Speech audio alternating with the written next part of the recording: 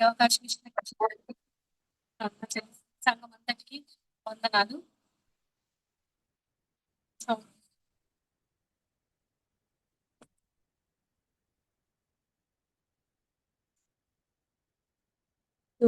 మొదటగా స్టార్ట్ చేసుకుంటాను. ఇప్పుడు నా చైల్డ్‌హుడ్ గురించి, తర్వాత మా గ్రాండ్ పేరెంట్స్ గురించి నేను షేర్ చేసుకుంటాను. ఫస్ట్ ఆఫ్ ఆల్ మా daddy side grandfather Lakshmipati, మా జేజనాన్న, నానమ్మ సువార్తమ్మ. వాళ్ళకు ఫస్ట్ పుత్రుడు మా డాడీ నాసకరాజు గారు. అలానే మా మమ్మీ తాతయ్య పేరు బి జాన్, అమ్మమ్మ మరియమ్మ. జేజనాయనేమో ఆడిట్ ఆఫీసర్‌గా వర్క్ చేస్తున్నారు. తర్వాత మమ్మీ సైడ్ తాతయ్య వచ్చేసి డిస్ట్రిక్ట్ ల్యాండ్ రికార్డ్స్ ఆఫీసర్‌గా వర్క్ చేసి రిటైర్ అయ్యారు. వారు చిన్నప్పటి నుంచి ఆత్మీయంగా మమ్మల్ని పెంచడంలో చాలా మెమోరీస్ ఉన్నాయి. జేజనాయన తరఫున చూసుకుంటే మేము హాలిడేస్‌కి అంతా వచ్చినప్పుడంతా జేజనాయన ఫ్యామిలీ ప్రేయర్ 4:00కే స్టార్ట్ చేసేవాళ్ళు ఇంట్లో. మేమంతా కజిన్స్ అంతా వచ్చేవాళ్ళము హాలిడేస్ టైంలో. అత్త వాళ్ళ పిల్లలు అందరూ వచ్చినప్పుడు అందరూ అందరిని కూర్చోబెట్టడం.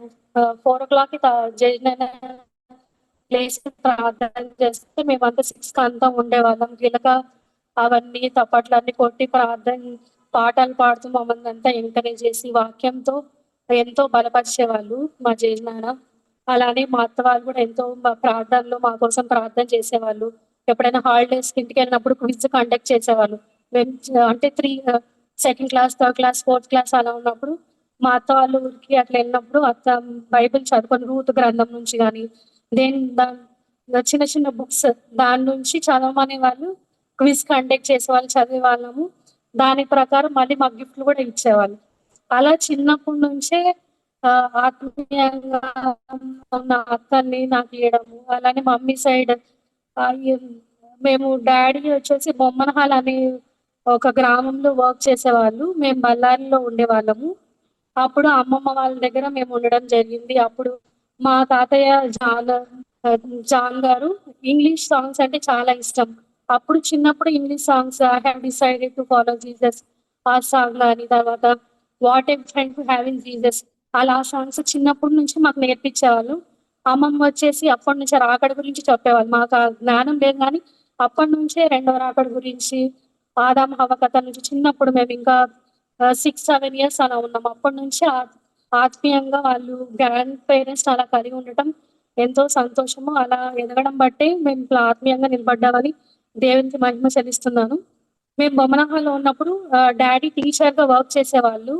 అప్పుడు అంతా అక్కడ ఊర్లో ఉండే స్కూల్ పిల్లలంతా డ్యాడీ దగ్గరికి ట్యూషన్‌కొచ్చేవాళ్ళనమాట. వచ్చినప్పుడు డ్యాడీ వాళ్ళందరికీ యాక్షన్ సాంగ్స్ నేర్పించేవాళ్ళు. తర్వాత ఇంగ్లీష్ నేర్పించేవాళ్ళు. అలా వాళ్ళు చాలా దేవుని సాంగ్స్, తర్వాత సండే స్కూల్ సాంగ్స్ అవన్నీ నేర్చుకొని దేవునిలో చాలా మంది వచ్చారు. అలా వాళ్ళతో పాటు మేము నేర్చుకునేవాళ్ళం. అక్క వాళ్ళంతా ఉండేవాళ్ళనమాట.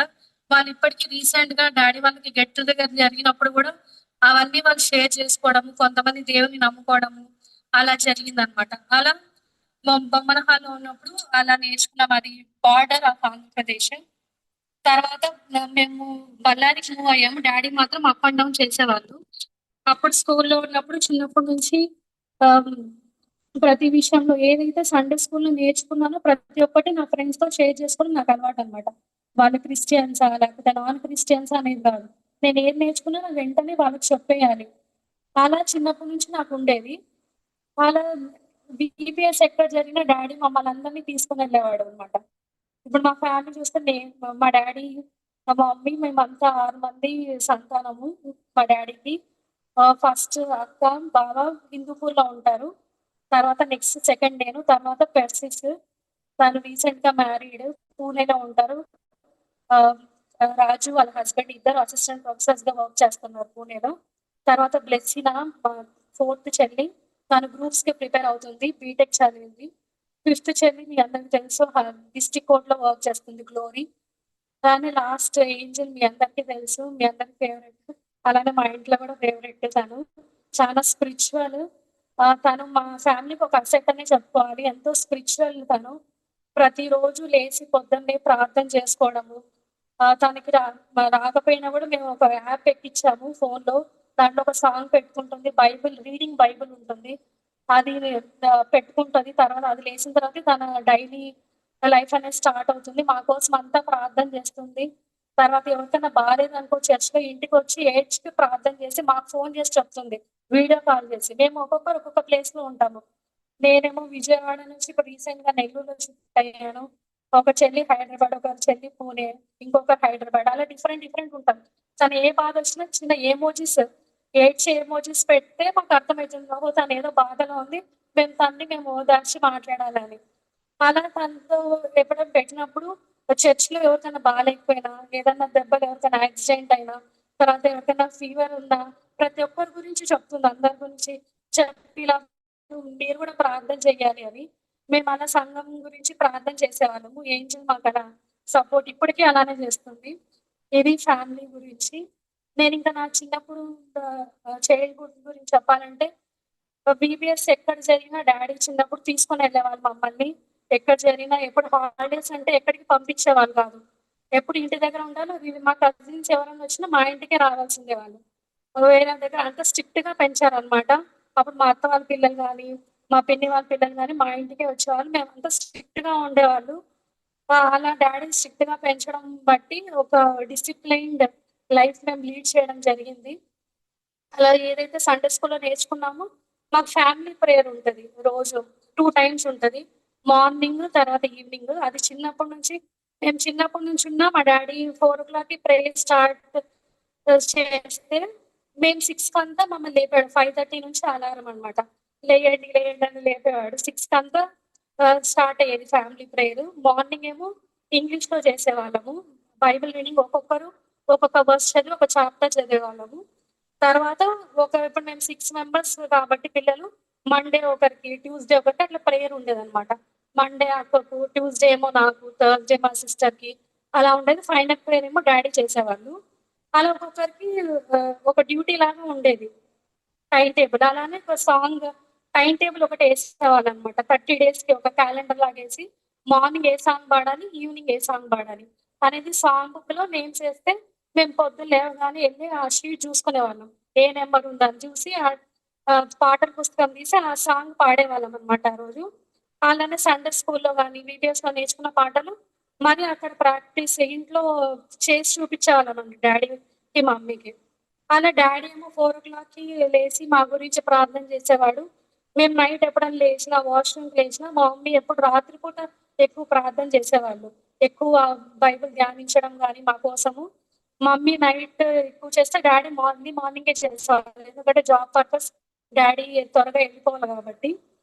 అలా ప్రార్థనలో ఎదగడానికి దేవుడు కృప చూపించినాడు. అలానే ఎప్పుడైనా కాటేజ్ మీటింగ్స్ గానీ, ఇంట్లో థాంక్స్‌గివింగ్ ప్రేయర్స్ జరిగేటప్పుడు మేము బళ్ళారిలో ఉన్నప్పుడు సిచ్యుయేషన్ ఇదంతా. అప్పుడేమన్నా ఉన్నప్పుడు మమ్మల్ని ఎప్పుడు ఎంకరేజ్ చేసేవాళ్ళు. పాటలు పాడండి మీరు అని. ఏదన్నా ఇప్పుడు క్యాషియో నేర్చుకోవాలన్నా దేంట్లో వెనకంజ వేయకుండా ప్రతి దాంట్లో మాకు ఇంట్రెస్ట్ ఏదుందో దాని ప్రతి ఒక్క దాంట్లో ఎంకరేజ్ చేసేవాళ్ళు. హాలిడేస్‌లో అంతే ఎక్కడికి ఊరికి పంపియకుండా ఒక్కొక్క హవర్‌కి ఒక్కొక్క class. 1 hour English spoken English అయితే 1 హవర్ కంప్యూటర్ క్లాస్ అని పెట్టేవాళ్ళు. అంటే హాలిడేస్‌లో అసలు ఇంకెక్కడికెళ్ళకుండా ఇంకా ఇదే పననమాట.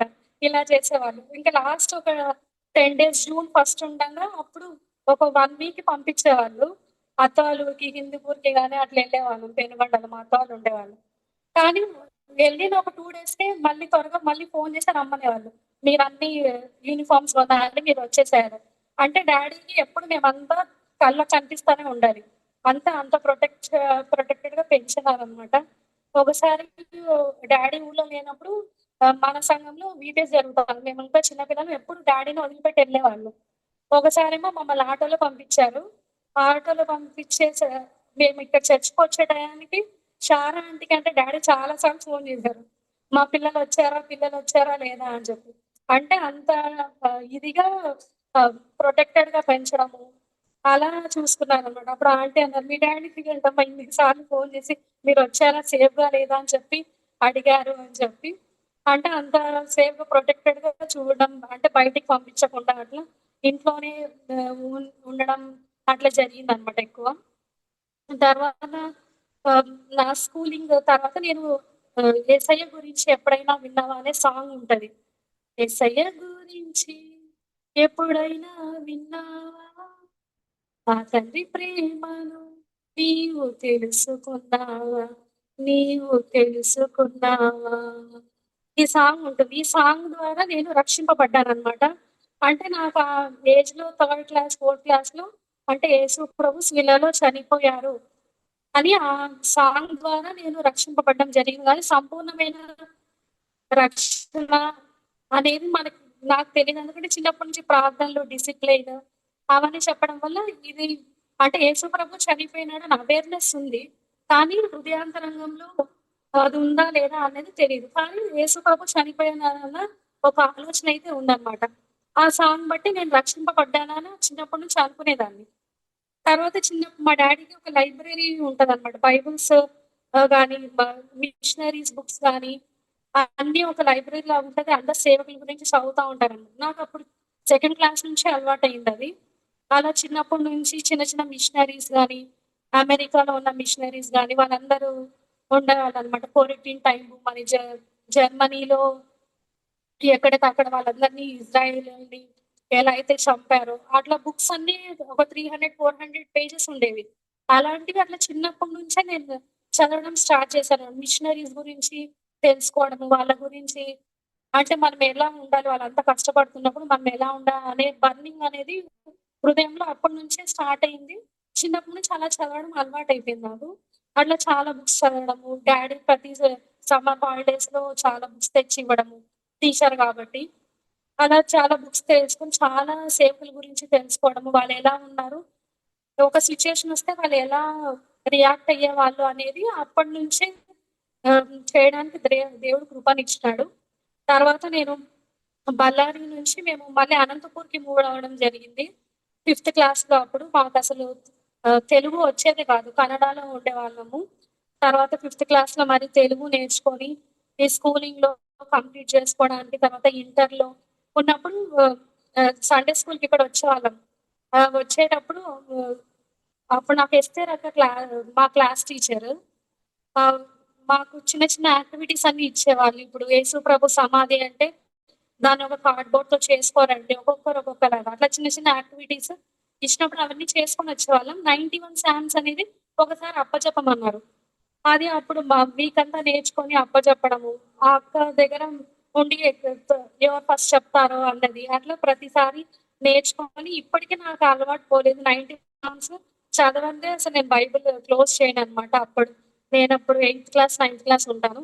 ఇప్పటి వరకు 91 సామ్స్ ఖచ్చితంగా చదివిన తర్వాతే నేను వేరే పోర్షన్ నుండి ఏదైనా చదువుతాననమాట. అట్లా అలవాటయింది. తర్వాత ఆని అక్క, ఆని ఆంటీ, జోబ్ అన్న వాళ్ళు ఇక్కడికొచ్చినప్పుడు యవ్వనస్తులు ఎలా ఉండాలి అనేది చాలా నేర్పించారు అప్పుడు.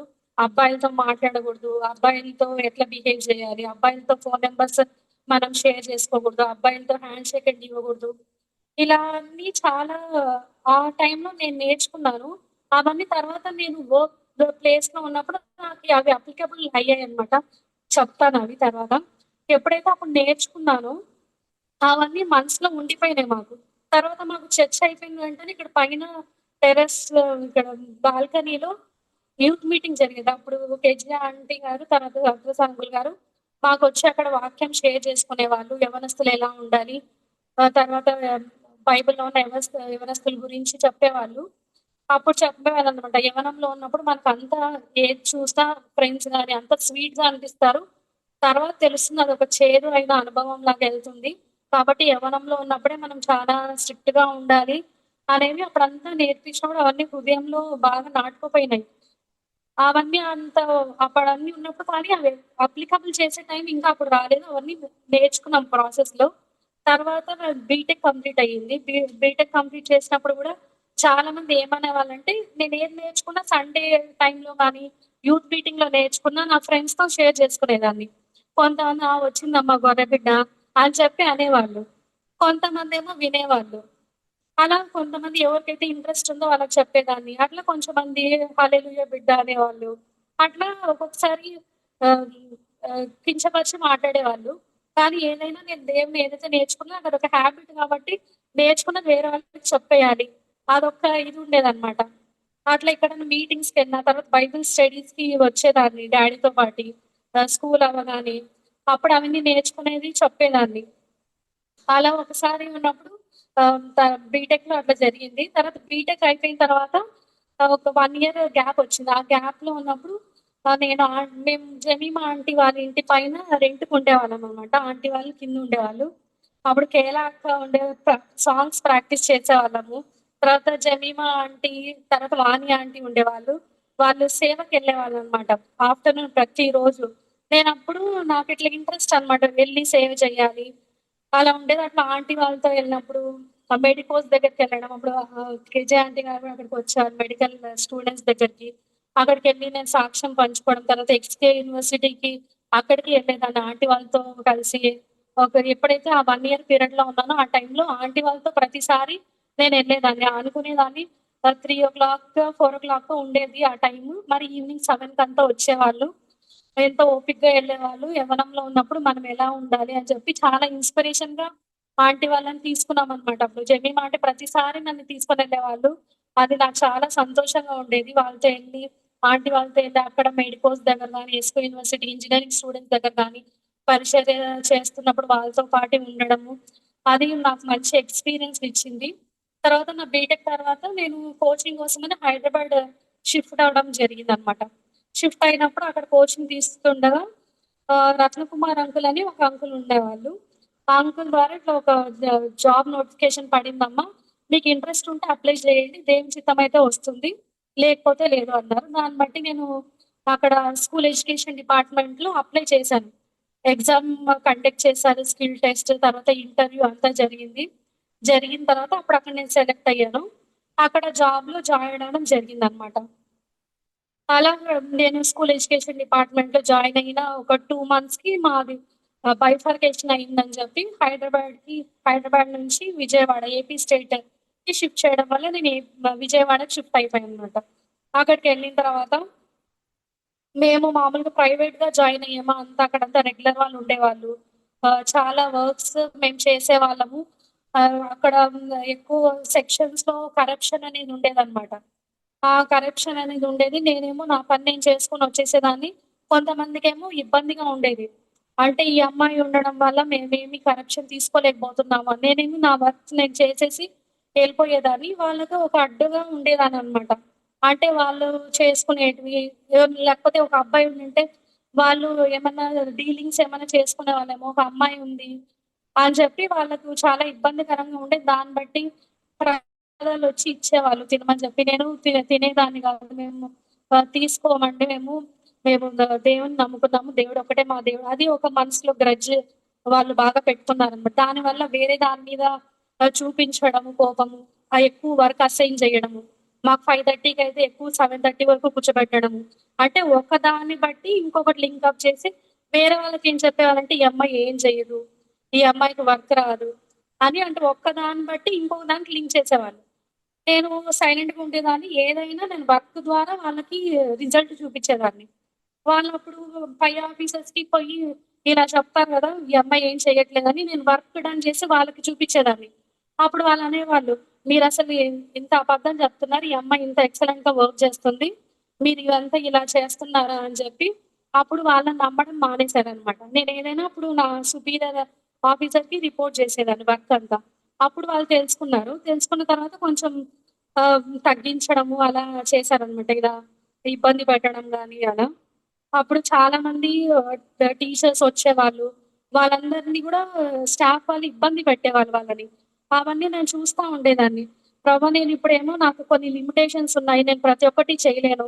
వీళ్ళేమో వాళ్ళ నుంచి ఏదో ఎక్స్‌పెక్ట్ జేయడము, అలా చేసేవాళ్ళు. ఇప్పుడు ఉన్న సర్వీస్‌ని మనము పబ్లిక్‌కి ఇవ్వాలి గదా! అలాంటివి ఇవ్వకుండా చేసేవాళ్ళు. నేను చేసే కృప నాకివ్వు ప్రభా! జ్ఞానాన్ని దయచెయ్యి. ఎలా డీల్ చేయాలో వీళ్ళందరితో అని చెప్పి నేను చాలా సార్లు అనుకునేదాన్ననమాట. కొన్ని సిట్యుయేషన్స్ వచ్చినాయి. ఒక మంచి ఆఫీసర్ రావడము, ఎవరైనా వచ్చినప్పుడు ఎలాంటి ఎక్స్‌పెక్టేషన్స్ లేకుండా వాళ్ళకి హెల్ప్ చేసి పంపించడం. చాలామంది "అమ్మ నువ్వు చల్లగా ఉండాలి" అని చెప్పి కొంతమంది ఎళ్ళేవాళ్ళు. అది గూడా చాలా మందికి నచ్చేది గాదు. ఏమి ఎక్స్‌పెక్ట్ చేయకుండా సొంతంగా కష్టపడి పని చేసినా గూడా వాళ్ళకి నచ్చేది గాదు. ఒకసారి ఇంకొకరు వచ్చారనమాట. వాళ్ళకు నేను మంచి చేయడం గూడా ఇష్టం లేదు. అంటే మంచి పేరొచ్చేస్తుంది వీళ్ళకి గూడా. ఎట్లైనా చెడగొట్టాలా అని చెప్పి వర్క్ ఇయ్యడం ఇవ్వకపోవడం స్టార్ట్ చేశారన్నమాట. ఇవ్వకపోతే ఈ అమ్మాయి చేయలేదు. అప్పుడు ఏం వర్క్ రాదు అని చెప్పొచ్చు అని చెప్పి. అలా 2 మంత్స్ వర్క్ ఇయ్యకుండా ఏదో వేరే వేరే వర్క్స్ ఇయ్యడము అలా చేశారన్నమాట. అది గమనించిన తర్వాత నాకేదైతే వర్క్ ఇచ్చారో నేను అదే నమ్మకంగా చేసేదాన్ని. దేవా నేను చేస్తున్నది మనుషుల కోసం కాదు. ఏదైనా నువ్వు చూస్తావు. నేను నీ కోసమే చేస్తాను నేను ప్రతీదీ. కాబట్టి నేను నీకు మహిమకరంగా ఉండాలి అని చెప్పి చేసేదాన్ని. ఏదైతే నా వర్క్ ఇచ్చానో నేను అదే చేసేదాన్ని. ఆహ్, ఎవరైతే సుపీరియర్స్ ఉన్నారో వాళ్ళంతా తర్వాత తెలుసుకునేవాళ్ళనమాట. అలా ప్రతిసారి వాళ్ళెక్కడైతే నన్ని అణచాలి అనుకున్నారో, ఎక్కడైతే నీతిగా, నిజాయితీగా ఉండకూడదనుకున్నారో, ప్రతిసారి దేవుడు అక్కడ నాకు ఒక జవాబిస్తూనే ఉన్నాడు. వాళ్ళ నోరు మూపిస్తానే ఉన్నాడనమాట. అలానే ఎక్కువ వర్క్ ఇప్పుడు నేను లాస్ట్ 1 ఇయర్ చేసిన సెక్షన్ గూడా అది స్పోర్ట్స్ సెక్షన్. చాలా కఠినంగా ఉంటదనమాట. ఇంతకుముందు ముగ్గురు పని చేసేవాళ్ళు. నన్ను ఆ సెక్షన్‌కేసిన తర్వాత ఆ ముగ్గురిని తీసేశారు. నేనొక్కదాన్నే చేసేవాళ్ళనమాట. అట్లా టార్గెట్ చేసి అట్లా చేశారు. కానీ ఆ 1 ఇయర్ గూడా ఎంతో కష్టపడి నేను చేసి ఏదైనా నాకేం వచ్చేది కాదు. నేను దేవుని కోసం చేస్తున్నా. దేవుడు నాకు ప్రతిఫలం ఇస్తాడు అన్నది నేనెప్పుడు గుర్తుపెట్టుకొని చేసేదాన్ని. ఆ 1 ఇయర్ చేసినప్పుడు వచ్చిన 26 డిస్ట్రిక్ట్ సెక్రటరీస్ వచ్చేవాళ్ళు. గేమ్స్‌కి సంబంధించి. వాళ్ళంతా ప్రతి ఒక్కరు ఇంతకుముందు ముగ్గురు చేసేవాళ్ళమ్మా కనీసము ఇంత రెస్పాన్సిబుల్‌గా చేసేవాళ్ళు గాదు. మీరింత ఇదిగా చేశారు అని చెప్పేవాళ్ళు. నేను రిజైన్ చేసి వచ్చే ముందు గూడా మీరొకసారి 2, 3 సార్లు ఆలోచించండి. ఎందుకెళ్ళిపోతారు? ఇక్కడే ఉండండి అని చెప్పి అనేవాళ్ళనమాట. కానీ అక్కడుంటే ఇక్కడ ఆఫీస్ పాలిటిక్స్ అనేటివి చాలా ఉంటాయి. కానీ దేవుడు నెక్స్ట్ ఈ 10 ఇయర్స్ నేను ఎడ్యుకేషన్ డిపార్ట్‌మెంట్‌లో చేసినప్పుడు నా ఎంటెక్ కంప్లీట్ చేసుకోవడం జరిగింది. అలానే స్పెషల్ బీఈడీ ఏంజిల్ కోసమే చేశాను. స్పెషల్ బీఈడీ చెప్పాలంటే వాళ్ళ గురించి తెలుసుకోవాలి. ఇంకా డిజబిలిటీ సెక్టార్ గురించి అని చెప్పి దాని గురించి తెలుసుకుంటే హెల్ప్ అవుతుంది అన్న ఉద్దేశ్యంతో స్పెషల్ బీఈడీ చేశాను. తర్వాత వాళ్ళ గురించి ఇంకా తెలుసుకోవాలని ఎంఎస్‌సి సైకాలజీ గూడా ప్రస్తుతం చేస్తున్నాను సెకండ్ ఇయర్. ఇలా ఈ 10 ఇయర్స్‌లో నేను జాబ్ చేస్తూ ఆహ్, ఆ తర్వాత ఇవన్నీ చదువుకోవడానికి దేవుడు కృపనిచ్చినాడు. ఇప్పుడు ఇవెందుకు చెప్తున్నానంటే, ఇప్పుడు నేను జాబ్ అప్లై చేసిన దాంట్లో ఉన్నప్పుడు గూడా, నేను ఆ 10 ఇయర్స్ చాలా ఎక్స్‌పీరియన్సెస్ నేను ఫేస్ చేశాను. ఎన్నో ఎదురు దెబ్బలు గాని, రోజు బాధపడుతూ ఉండేదాన్ని. దేవా! నేను బీటెక్, ఎంటెక్ చేసుకున్నా. ఎంటెక్ చేసిన తర్వాత కరోనా వచ్చింది. ఆ కరోనా అందరికి జాబ్స్ ఎళ్ళిపోతున్నాయి. ఆ టైంలో జాబ్స్ ఇవ్వడమే చాలా కష్టమైపోయింది. అనుకున్న దేవా! నేను ఇంత లక్షలు పెట్టి నేను చదువుకున్నాను. కనీసము జాబ్ తెచ్చుకోలేని పరిస్థితిలో ఉన్నాను ఎంటెక్‌లో. అంతా పడిపోయింది. మీరే నాకు సహాయం చేయాలి అని చెప్పి 2020 నుంచి నేను ఎంటెక్ అయిపోయిన తర్వాత ప్రార్థన చేస్తూనే ఉన్నా. తర్వాత ఎడ్యుకేషన్ డిపార్ట్‌మెంట్‌లో ఉన్నాను. తర్వాత డిజబిలిటీ సెక్టార్ గురించి తెలుసు కదా అని బీఈడీ చేస్తున్నప్పుడు అది కూడా కంప్లీట్ చేసుకున్నాననమాట. అప్పుడు నేను తర్వాత గవర్నమెంట్ సెక్టార్‌లో నేను చేసిన ఎక్స్‌పీరియన్స్ గవర్నమెంట్ సెక్టార్‌కే పనికొస్తుంది. సాఫ్ట్‌వేర్‌కెళ్దామంటే ఆ ఎక్స్‌పీరియన్స్ అనేది పనికిరాదు.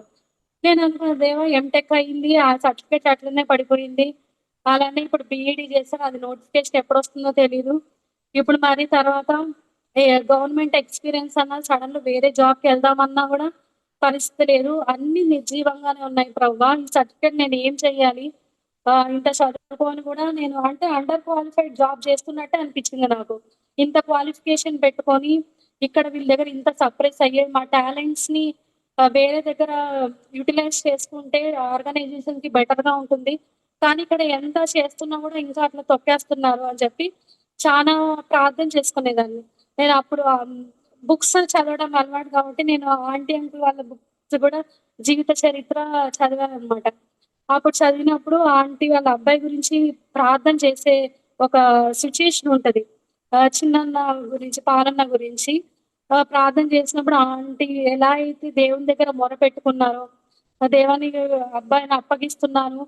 నువ్వే చూసుకోవాలని ఒక సిట్యుయేషన్ ఉంటుంది. నేను సేమ్ అలానే నేను అప్లై చేసుకొని నా సర్టిఫికేట్స్‌ని నేను అలానే పట్టుకొని ప్రార్థన చేశాను. ఒక 2, 3 మంత్స్ దేవా ఇవన్నీ నిర్జీవంగా ఉన్నాయి నా సర్టిఫికేట్స్. అవన్నీ నీ చేతులకు అప్పగిస్తున్నాను. వీటికి జీవం పోసేది నువ్వే. వాడిపోయిన జీవితాలను వెలిగింపజేసేవాడు నువ్వే కదా! వీటన్నిటికి నాకు జీవం పొయ్యాలి అని చెప్పి నేను ప్రార్థన చేయడం మొదలుపెట్టినా. నా సర్టిఫికేట్స్ అన్నీ చేతిలో పట్టుకొని. అలా చేస్తున్నప్పుడు నాకు నోటిఫికేషన్ మార్చ్‌లో దొరికిందనమాట. వచ్చిన తర్వాత దాంట్లో స్పెసిఫిక్‌గా ఎవరైతే పీజీ చేశారో ఎనీ పీజీ అండ్ ఎవరైతే మినిమమ్ 5 ఇయర్స్ ఏదైనా గవర్నమెంట్ సెక్టార్‌లో చేశారో వారు ఎలిజిబుల్ అని చెప్పి ఇచ్చారనమాట. నేననుకున్న దేవుడా! ఇది నువ్వే ఓపెన్ చేశావు. ఏదైతే నేను నిర్జీవం అనుకున్నానో, ఏదైతే వేస్ట్ అనుకున్నానో నా చదువు, నా క్వాలిఫికేషను దాంట్లోనే నువ్వు నాకు ఒక డోర్ ఓపెన్ చేశావు. నీ చిత్తమైతే ఇవ్వు ప్రభువా! లేకపోతే లేదు. ప్రతి ఒక్కటి అలా నేను చెప్పి ప్రార్థన చేసుకున్న తర్వాత నేను అప్లై చేశాననమాట. అప్లై చేస్తే 30 మెంబర్స్ అప్లై చేస్తే దాంట్లో ఇద్దరు సెలెక్ట్ అయ్యాము. నేను, ఇంకొక ఆవిడ ఢిల్లీ నుంచి సెలెక్ట్ అయ్యారు. వి ఇంకా 4 డేస్ నాకు ఇంటర్వ్యూ ఉందనగా నాకు ఒక సర్టిఫికేట్ అసలు కనిపించట్లేదు. కనిపించకపోయేసరికి నాకు మంచిగా ప్రిపేర్ అవుతున్నాను అసలు నాకు డిప్రెషన్ వచ్చేసింది. ఇన్ని రోజులు నేను సర్టిఫికేట్ అన్నీ ఉంచాను.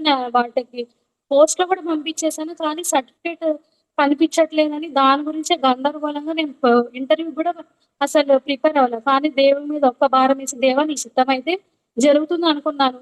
ఒకవేళ నీ చిత్తమైతే నాకు దాంట్లో ఉద్యోగం ఇవ్వాలనుకుంటే నువ్వు ద్వారం ఓపెన్ చెయ్యి. నేనైతే ఇంటర్వ్యూకెళ్ళిపోతున్నానని చెప్పి ఆ సర్టిఫికేట్ ఉన్నది జిరాక్స్ కలర్ ప్రింట్ తీసుకొని ఎళ్ళిపోయాను.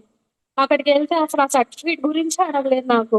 ఎవరైతే ఇద్దరు సెలెక్ట్ అయ్యామో ఇంకొక ఆవిడ అసలు రాలేదు. నేనొక్కదాన్నే ఎళ్ళాను. ఒకే ఒక పోస్ట్ ఉండింది. అక్కడ ఇంటర్వ్యూ 5 మంది డైరెక్టర్లు ఢిల్లీ నుంచి, తర్వాత నోయిడా, ముంబై, బెంగుళూరు, దేవనగిరి అని ఉంటది. అక్కడ 5 మంది డైరెక్టర్ కలిసి ఇంటర్వ్యూ చేశారు. ఇంటర్వ్యూ చేసిన తర్వాత 1 వీక్‌కి నాకు ఆహ్, అడ్మినిస్ట్రేటివ్ ఆఫీసర్‌గా జాబ్ వచ్చింది అని తెలిసిందనమాట. నేను తర్వాత దేవుడిచ్చిన ఉద్యోగానికై ఎంతో మహిమ చెల్లిస్తూ నాకు నెల్లూరులో పోస్టింగొచ్చింది. నేనలా సెలెక్ట్ అయ్యాననమాట. మంచిగా అంతా ప్రాసెస్ అంతా మంచిగా అయింది. తర్వాత ఇప్పుడు లాస్ట్ వీక్ వెళ్లి జాయిన్ అయ్యాననమాట. జాయిన్ అయితే అక్కడ ఉండేవాళ్ళంతా అన్ని పరిస్థితులన్నీ ప్రతికూలంగా ఉన్నాయి. ఏవి అది ఇంత వాగ్దానంతో నేనెళ్ళాను ఈ ఉద్యోగం కోసము. కానీ అక్కడ ఉన్న వాళ్ళంతా డైరెక్టర్ సారేమో లీవ్‌లో ఉన్నారు. నేను రిపోర్టింగ్ ఏమో డైరెక్టర్ సార్‌కి చెయ్యాలి. కానీ ఆయన లీవ్‌లో ఉన్నారు. కేరళ అనమాట సార్‌ది. లీవ్‌లో ఉన్నారంటే 10 డేస్. అక్కడున్న స్టాఫ్ అంతా సార్ చాలా స్ట్రిక్ట్. తర్వాత ఆయన టెన్షన్ పెట్టిచ్చేస్తాడు. ఫుల్ వర్క్ చేపిచ్చేస్తాడని స్టార్టింగ్ ఒక్క డే నుంచే బెదిరించడం స్టార్ట్ చేశారనమాట. తీరా చూస్తే అతను అకౌంటెంట్. అతను గూడా క్రిస్టియనే. వాళ్ళు క్రిస్టియన్ అంటే కొంచెం సపోర్ట్ ఉంటారు అన్న పాజిటివ్ మైండ్‌సెట్‌తో ఉంటాం. కానీ వచ్చినప్పటి నుంచి డైరెక్టర్ అట్లా, డైరెక్టర్ ఇట్లా అని చెప్పి మొత్తం భయపెట్టిచ్చేసాడనమాట. అమ్మో! నేనిది చేస్తానా లేదా? ఇంత వాగ్దానాలతో నేనిక్కడికొచ్చినానే. ఇతను ఇట్లా భయపెట్టిస్తుంటే అంటే ఎళ్ళిపోవడానికి సైతానికి కూడా ఒక బెదిరింపనమాట.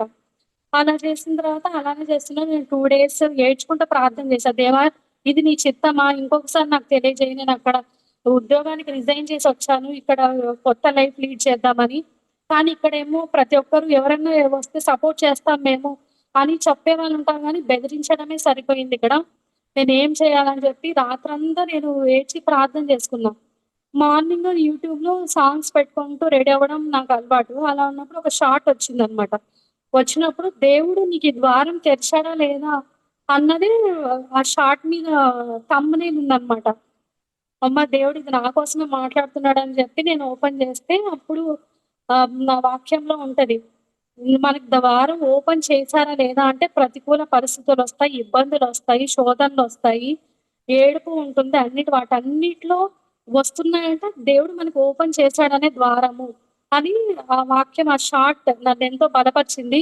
అప్పుడు నేను ధైర్యం తెచ్చుకొని నెక్స్ట్ రోజు నుంచి వచ్చి మళ్ళీ బెదిరించడం అన్నీ స్టార్ట్ చేసినా గూడా నేనిది వాగ్దానంతో వచ్చాను. ఇది దేవుడు నాకిచ్చిన ఆహ్, బ్లెస్సింగ్. కాబట్టి నేనిక్కడ ధైర్యంగా ఉండి నేను పని జరిగించుకోవాలి అని చెప్పి నేను చేశాననమాట. అప్పుడు డైరెక్టరొచ్చారు. డైరెక్టర్ వాళ్ళు చెప్పినట్టు అసలు కానే కాదు. అసలు చాలా మంచి వాళ్ళు. ఏదైనా గూడా సపోర్టివ్‌గా మాట్లాడడము, ప్రతి ఒక్కటి ఎలాంటి ఇబ్బంది అంటే అంత నెగెటివ్ ఇన్‌పుట్ ఇచ్చేసారు ఫస్ట్ రోజుకే. కానీ దేవుడు మరి వాగ్దానం ద్వారా మరి మాట్లాడినప్పుడు నాకర్థమైంది దేవుడు నాకు ఇది ఇచ్చారని చెప్పి.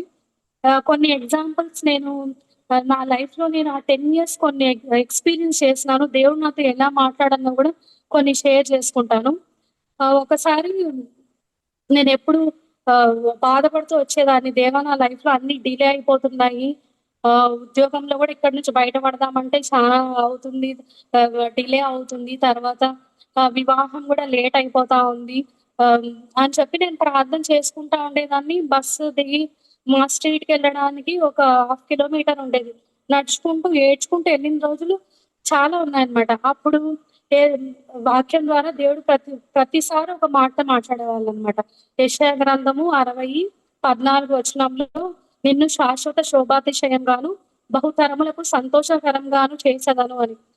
అనుకునేదాన్ని నేను లైఫ్‌లో ఫ్యూచర్ ఉంటుందా? లేకపోతే లేదా? అనుకున్నప్పుడు ప్రతిసారి నేను ఏడ్చుకుంటూ ఎళ్ళేదాన్ని సాయంత్రం పూట. అంటే పేరెంట్స్ ఏమో దూరం ఉండేవాళ్ళు. నేనొక్కదాన్నే ఉండేదాన్ని. అప్పుడు దేవుడు ప్రతిసారి ఆ వాక్యం ద్వారా నాతో మాట్లాడేవాడు.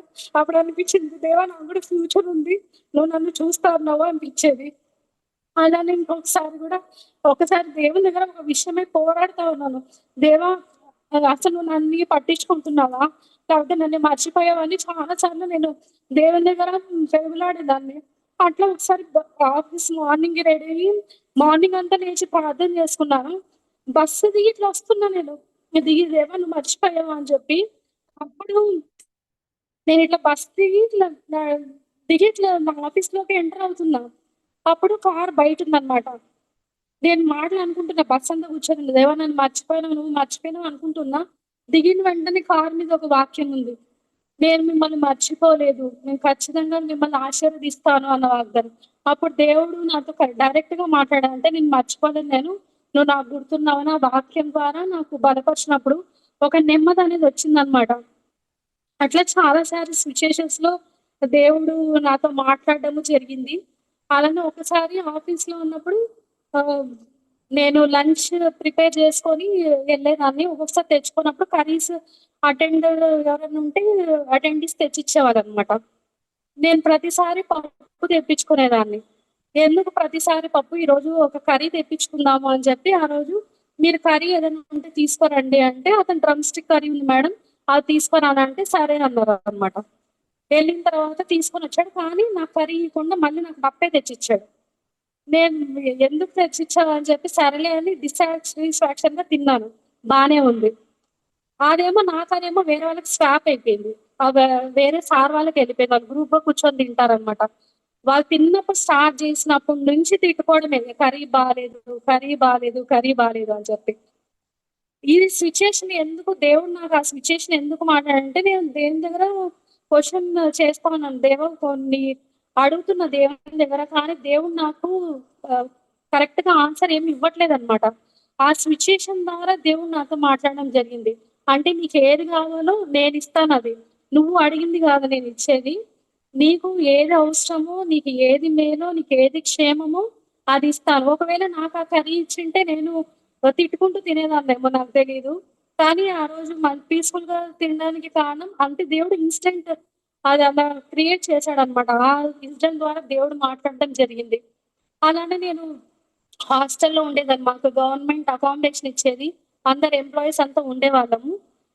కొంతమంది నాతో పాటు ఇగ క్రిస్టియన్స్ గూడా ఉన్నారనమాట. ఒక కొలీగ్ ఉండేవాళ్ళు.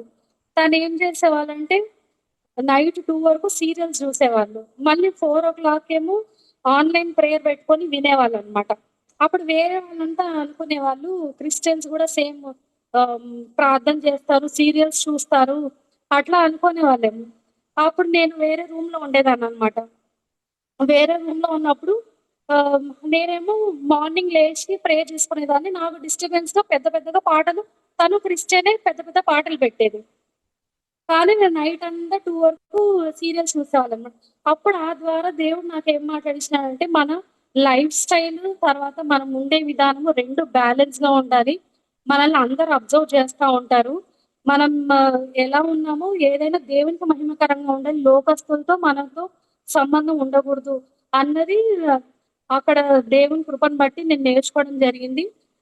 నేను డీవైఓ అనే జాబ్‌కి అప్లై చేశాననమాట. బాగా కష్టపడి చదివాను గానీ 1 మార్క్‌తో నేను క్వాలిఫై అవ్వలేకపోయాను. నాతో పాటు ఇంకొక కొలీగ్ ఉండేవాళ్ళు. ఎస్ఎస్‌సి బోర్డ్‌లో వర్క్ చేసేవాళ్ళు సూపర్డెంట్ మేడము. ఆవిడ గూడా ప్రిపేర్ అయ్యేవాళ్ళు. ఆవిడను సెలెక్ట్ అయ్యారు. నాకు 1 మార్క్‌తో పోయింది. ఆవిడనింది, 3 సంవత్సరాల నుంచి నిన్ను గమనిస్తున్నాను నేను. రోజు బైబిల్ తీస్తావు, ప్రార్థన చేసుకుంటావు, మళ్ళీ నైట్ వస్తావు, నైట్ ప్రార్థన చేసుకుంటావు. అట్లా చేసుకోవడం వల్లే నువ్వు సెలెక్ట్ కాలేదు. చదువుకునే టైం ఏందో నువ్వు చదువుకునుంటే నువ్వు కూడా సెలెక్ట్ అయ్యేదానివి అని చెప్పి ఆవిడ చాలా ఇదిగా మాట్లాడింది. దేవుడు అనేవాడు మనసులో ఉండాలి. ఇట్లా కాదు అని చెప్పి అనుకునేవాళ్ళు. నేను సైలెంట్‌గా ఉన్నా. మళ్ళీ నాకు రోజు డైలీ రొటీన్ దాని ప్రకారం నేను మళ్ళీ చేసుకునేదాన్ననమాట. ఇంకా అనుకుంది ఈవిడ. "నీకెంత చెప్పినా నీకు అంతేలే. ఆహ్, నీకు దేవుడు గూడా హెల్ప్ చేయడు. నువ్వు చదువుకోకపోతే" అనేవాళ్ళు. కానీ నేను చదువుకుంటూ బ్యాలెన్స్ చేసుకునేదాన్ని. కానీ ఇప్పుడు మొన్న ఈ జాబ్ సెలెక్ట్ అయిన తర్వాత ఆ మేడం అన్నారు, ఆహ్, "ఎప్పుడైనా దేవుడు మంచి వాళ్ళకే హెల్ప్ చేస్తాడు. దేవుని కృపను బట్టి నీకు మంచిగా వచ్చింది. నువ్వు కష్టాన్ని దేవుడు చూసాడు. అందుకే నీకు మంచిగా దేవుడు మంచి జాబ్ ఇచ్చాడు" అని చెప్పి ఆ మేడం ద్వారానే మరి చెప్పడానికి ఆహ్, దేవుడు కృప చూపించినాడు. అప్పుడు ఆ మేడం కూడా చాలా ఫీల్ అయిందనమాట. "ఎట్లా చెప్పాను నేను నెగెటివ్‌గా" అని చెప్పి ఫీల్ అయిన తర్వాత, "నీకు మంచి లైఫ్ ఉంటుందమ్మా. మంచిగా చేసుకో" అని చెప్పి ఆవిడ చెప్పారు. అంటే అప్పుడు బైబిల్ చదువుకుని, ప్రార్థన చేసుకొని ఎంత కించపరిచి మాట్లాడినా కూడా దేవుడు సాక్షికరంగా ఉంచడానికి దేవుడు కృప చూపించినాడు. అలానే చాలా ప్రమాదాల నుంచి దేవుడు తప్పించాడు. బీటెక్ చదువుతున్నప్పుడు ఆ గ్లాస్ పడిపోయి నాకిక్కడి నుంచి ఇక్కడి వరకు కట్ అయిపోయి 8 కుట్లు పడ్డాయన్నమాట. అప్పటికే 4 మంత్స్ నుంచి నేను బీటెక్ థర్డ్ ఇయర్‌లో ఉన్నప్పుడు విపరీతంగా బ్యాక్ పెయిన్ వస్తా ఉంది. అసలెందుకొస్తుందా? ఎన్ని ఆర్థోపెడిక్ డాక్టర్స్ తిరిగాము. చాలా డాక్టర్స్ ట్రీట్‌మెంట్ తీసుకుంటున్నా, టాబ్లెట్స్ ఇస్తున్నారు. అప్పటికొకటి తగ్గుతుంది. కానీ మరీ నార్మల్ అయిపోతుందనమాట. అలా 4 మంత్స్ గడిచింది. నేను యాక్సిడెంట్ జరిగినప్పుడు అనుకున్నా, దేవా నాకు ముందే బ్యాక్ పెయిన్‌తో నేనింత సఫర్ అవుతున్నా. మళ్ళీ నాకు ఇంకొకటొచ్చిందిది అని చెప్పి నేను దేవునితో మాట్లాడుతా ఉన్నప్పుడు ఆహ్, నేను హాస్పిటల్‌కెళ్ళిన తర్వాత బ్రెయిన్‌కి అసలేం కాలేదు. తర్వాత ఎలాగో వచ్చాం కదా! చూపించుకుందాం అని చెప్పి మళ్ళీ మొత్తం ఎంఆర్ఐ స్కానింగ్ అంతా తీస్తే అప్పుడు తెలిసింది స్పైనల్ కార్డ్‌లో వాటర్ ఫార్మ్ అయిందని. అంటే అట్లా నాకు తగిలితే గాని నాకు ఒక ప్రాబ్లమ్ ఉందని తెలీదనమాట. దేవుడు అలా చాలా సార్లు ఒకటి ఒక్కొక్కసారి మాటలతో కాకుండా బాధల ద్వారా దేవుడు ఇది చేస్తాడు అన్నట్టు నా లైఫ్‌లో చాలా ఇన్సిడెంట్స్‌లో అలా జరిగిందనమాట. అలా ఆ ప్రమాదం నుంచి తప్పించాడు. తర్వాత రైల్వే స్టేషన్‌లో కూడా చాలా సార్లు పడినప్పుడు ఆర్ఏసీ సీట్స్ ఉంటాయి. 2 సీట్స్ కూర్చుంటారనమాట.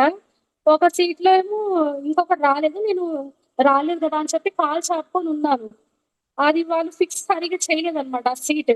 దానికి ఐరన్ రాడ్స్ ఉంటాయి. నేను కాలు చాపుకొనున్నా ఇట్లా తిరిగి చూసేసరికి ఐరన్ రాడ్ వచ్చి నా కాళ్ళ మీద పడిపోయింది. నేనేమో కాళ్ళు 2 ఇరిగిపోయి పడిపోయినాయేమో కింద అనుకున్నా. అంత ఇదిగా అనిపించిందనమాట. అప్పుడు చూసుకుంటే అంత ప్రమాదం నుంచి కూడా దేవుడు తప్పించాడు. మొన్న రీసెంట్‌గా జాయిన్ అవుదాం 8థ్ అనుకోని 7థ్ నైట్ నెల్లూరుకెళ్ళాము. నెల్లూరుకెళ్తే అక్కడ గూడా ర్యాంప్ నుంచి నడుచుకొని వస్తుంటే కింద పడి కాలంతా స్వెల్లింగ్ వచ్చేసింది. అట్లా చాలా సార్లు ఆహ్, దేవుడు చాలా ప్రమాదాల నుంచి తప్పించాడు. చిన్నప్పుడు గూడా నేను నేను ఫస్టా, మా అక్క ఫస్టా అని పరిగెత్తుతూ వెళ్తంలో ఎవరో గుద్దేసుకొని ఎళ్ళిపోతే ఎక్కడో పొలాల్లో పడిపోయాననమాట. అప్పుడు గూడా మరణం నుంచి దేవుడు చాలా 5 సార్లు నాకు మరణం నుంచి దేవుడు తప్పించాడనమాట. అలా చేసుకున్నప్పుడు నాకు బైబిల్ చదవడం అలవాటు. మా చెల్లెలు పెర్సిస్ ఉండేది. తను ఎక్కువ సార్లు బైబిల్ చదివిందనమాట. నేననుకున్నాను నేను పెర్సిస్ కంటే ఇంకొకసారి ఎక్కువ చదవాలి అని చెప్పి, ఇంకా నేను గూడా ఎక్కువ చదవాలని చెప్పి పోటీ పెట్టుకొని చదువుదామని చెప్పి అనుకున్నా. అంటే ఫస్ట్ టైమ్ నేనే చదివేసేయాలి అని అలా ఉండేది గానీ, అంటే మన హృదయంలో వాక్యం వెళ్తా ఉందా లేదా అనేది నేను చూసుకోలేదు. కంప్లీట్ చేయాలా బైబిల్ అని చెప్పి చేసేదాన్ని. అలా పోటీ తత్వంలో ఉండేదాన్ని. తర్వాత అట్లా 10 టైమ్స్ కంప్లీట్ చేసేసాననమాట. అప్పుడు నాకు అర్థమైంది. ఊకే చదవడం ఒకటే కాదు, వాక్యం ద్వారా దేవుడు మనతో మాట్లాడాలి అని చెప్పి. అప్పుడు వాక్యం ద్వారా మాట్లాడినప్పుడు మరి నేను అదెంతో శ్రద్ధగా మెడిటేట్ చేయడం జరిగింది. అలా దేవుడు కృపను అనుగ్రహించాడనమాట. అలానే ఇంకొకటి మేము డిఫరెంట్ డిఫరెంట్ ప్లేసెస్‌లో ఉంటాం గదా! సండే సర్వీస్‌లో ప్రతి ఒక్కరు నేర్చుకున్నవి మేము మధ్యాహ్నం 3:00కి గ్యాదర్ అయ్యి నువ్వేం నేర్చుకున్నావు వాక్యం ద్వారా? నువ్వేం నేర్చుకున్నావని అందరూ డిస్కస్ చేసుకునేవాళ్ళమనమాట. సండే ఆఫ్టర్‌నూన్ మాకు అదే పని 3:00కి భోజనం చేసిన తర్వాత. నువ్వు వాక్యం ద్వారా చర్చ్‌లో ఏం నేర్చుకున్నావు? నువ్వేం నేర్చుకున్నావు? అని మేము నలుగురు ఒక్కొక్క డిఫరెంట్ డిఫరెంట్ ప్లేసెస్‌లో ఉంటాం కదా! అలా నేర్చుకునేవాళ్ళమనమాట. నేర్చుకొని నువ్వేం సరి చేసుకోవాలి. ఇది నీకోసం ఇది అప్లికబుల్ అయితుంది. నువ్వు ఒకసారి విను అని చెప్పి ఆ లింక్ పంపించుకునేవాళ్ళమనమాట. అలా ఒకరినొకరు ఎంకరేజ్ చేసుకునేవాళ్ళం. చాలా సార్లు దేవుడిని అడిగినప్పుడు చాలా సార్లు అలిగేదాన్ని ఎక్కువ నేను దేవుని ప్రార్థనలు మానేయడం. అంటే పర్సనల్ రిలేషన్‌షిప్ ప్రార్థన చేసుకునే గాని ఏదో నేమ్ సేక్ అట్లా చేసుకోవడం. అలా ఉన్నప్పుడు మా సిబ్లింగ్స్ చాలా ఎంకరేజ్ చేసేవాళ్ళు. "నువ్వు అట్లా దేవుని మీద కోప్పడకూడదు. నువ్వు ప్రార్థన చేసుకోవాలి. అని దేవుని మీద కోప్పడితే నీకేమొస్తుంది" అని చెప్పి. అట్లా మేము ఒకరినొకరు ఎంకరేజ్ చేసుకునేవాళ్ళము. ఒకసారి ఉపవాస ప్రార్థనలో ఒక విషయం ఏమైనా ఉన్నప్పుడు అది జరగలేదు. ఆవిడ అసలు ఉపవాస ప్రార్థనే మానేశారనమాట. ఎంత కష్టపడి నేను 30 డేస్ ఉండి ప్రార్థన చేసుకున్నాను ప్రభా! కనీసం నాకు దాని గురించి జవాబు రాలేదని చాలా సార్లు దేవుని దగ్గర అలిగి ఉండేదాన్ని. మరి తర్వాత దేవుని దగ్గరకొచ్చాను. దేవా! మళ్ళీ నేనెక్కడికెళ్ళగలను? నీ దగ్గరికే కదా! నాకింకా వేరే దేవుడు ఎవరున్నారు? మరి నీ దగ్గరకే నేను రావాలి అని చెప్పి నేను మరీ దేవుని దగ్గరకొచ్చి దేవుని దగ్గర క్షమాపణ అడిగి, మరి నేను దేవునితో రిలేషన్‌షిప్ అనేది మెయింటైన్ చేసేదాన్ని. అలానే మేము మాకు డైలీ నైట్ 9-9:30 ఫ్యామిలీ ప్రేయర్ ఉంటది. మేము ఎవరున్నా 9-9:30 మాత్రం అందరం ఆన్‌లైన్‌లో కలుసుకొని ఫ్యామిలీ ప్రేయర్ చేసుకుంటాము. అలానే మా కొలీగ్స్ గూడా కొంతమందుంటారు. అందరూ కలిసి నైట్ ఆహ్, కరోనా టైం నుంచి స్టార్ట్ అయింది. సక్సెస్‌ఫుల్‌గా 5 ఇయర్స్ కంప్లీట్ చేసుకున్నాము ఆన్‌లైన్‌లో. ఒకరినొకరు ఎంకరేజ్ చేసుకోవడము. అలా చాలా మంది బలపడ్డం. ఎన్నో దేవుడు మిరాకిల్స్ చేయడము అవన్నీ చూసామనమాట. ఇలా దేవుడు మా లైఫ్‌లో చాలా అద్భుత కార్యాలు చేశాడు. నేనొక వా వాక్యం చదవాలనుకుంటున్నాను. ద్వితీయోపదేశ కాండము 8వ అధ్యాయము 8-10 వరకు. మీరు బ్రతికి అభివృద్ధి పొంది యెహోవా మీ పితరులతో ప్రమాణం చేసిన దేశంలోకి పోయి దానిని స్వాధీనపరచుకున్నట్లు నేడు నేను నీకు ఆజ్ఞాపించిన ఆజ్ఞలన్నిటినీ అనుసరించి నడుచుకొనవలెను. మరియు నీవు ఆయన ఆజ్ఞలు గైకొందువో లేదో నిన్ను శోధించి నీ హృదయంలో ఉన్నది తెలుసుకొనుటకు నిన్ను అనుచు నిమిత్తము అరణ్యములో ఈ 40 సంవత్సరములు నీ దేవుడైన యెహోవా నిన్ను నడిపించిన మార్గములంతటినీ జ్ఞాపకము చేసుకొనుము. ఆహారం వల్లే కాక యెహోవా సెలవిచ్చిన ప్రతి మాట వలన బ్రతుకుదురని నీకు తెలియజేయుటకు ఆయన నిన్ను అణచి నీకు ఆకలి కలుగజేసి నీవే గాని నీ పితరులే గాని ఎన్నడనగాని మన్నాతో నిన్ను పోషించెను. ఈ 40 సంవత్సరంలో నీవు వేసుకొనిన బట్టలు పాతగిలలేదు, నీ కాలు వాయలేదు. ఒకడు తన కుమారుని ఎట్లు శిక్షించెనో అట్లే నీ దేవుడైన యెహోవా నిన్ను శిక్షించువాడని నీవు తెలుసుకొని ఆయన మార్గంలో నడుచుకున్నట్లును ఆయనకు భయపడినట్లును నీ దేవుడైన యెహోవా ఆజ్ఞలను గైకొనవలెను. నీ దేవుడైన యెహోవా నిన్ను మంచి దేశంలో ప్రవేశపెట్టును. అది నీటి వాగులను, లోయలో నుండియు, కొండలలో నుండియు పారు ఊటలను, అగాధ జలములు గల దేశము.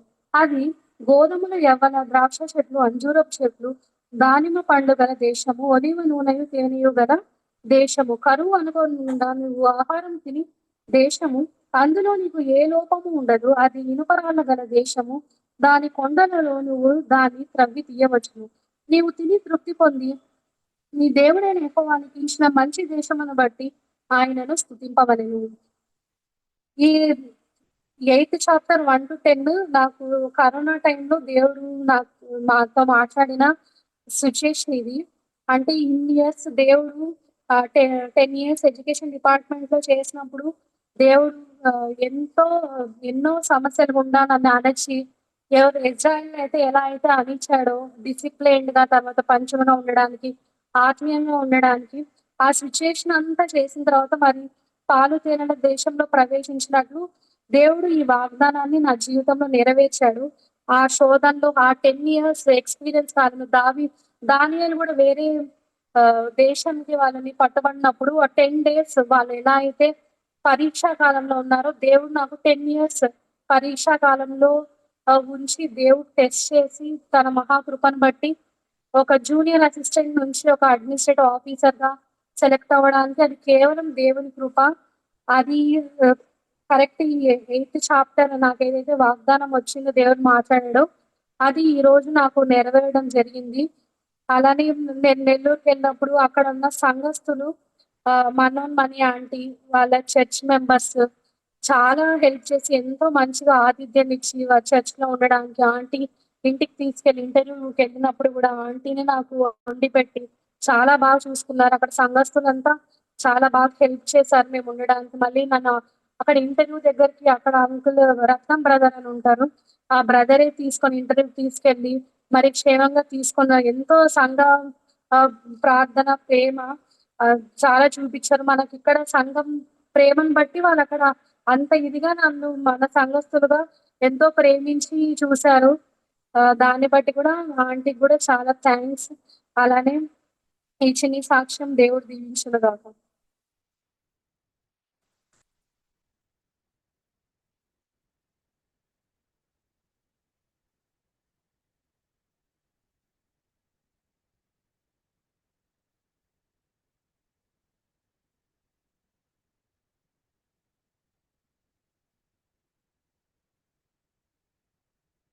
మంచిగా సాక్ష్యం చెప్పినారు.